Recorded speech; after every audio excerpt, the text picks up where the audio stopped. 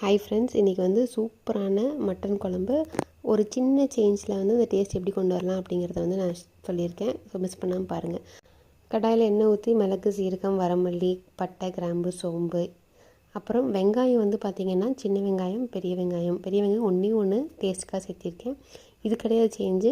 யூஸ்வலாக வந்து மட்டன் குழம்புக்கு வரமிளகா தான் சேர்ப்பாங்க. நான் பச்சை மிளகா சேர்த்திருக்கேன். பச்சை மிளகா வந்து அவ்வளோ டேஸ்ட்டாக இருக்கும். கண்டிப்பாக ட்ரை பண்ணி பாருங்கள். இஞ்சி, பூண்டு, தேங்காய் வந்து சேர்த்திக்கலாம். தக்காளி இதில் சேர்த்தவே இல்லை. சேர்த்தாமல் பண்ணிங்கன்னா ரொம்ப டேஸ்ட் நல்லாயிருக்கும். வணக்கினதை அரைச்சிட்டு ஒரு குக்கரில் வந்து நெய் ஊற்றி கழுவி வச்சுருக்கிற மட்டன் போட்டு 2 நிமிஷம் நல்லா வணக்கிட்டு மஞ்சத்தூள், உப்பெல்லாம் சேர்த்திட்டு நம்ம அரைச்சி வச்சுருக்கிற மசாலாவை போட்டு நல்லா கொதிக்கணும்.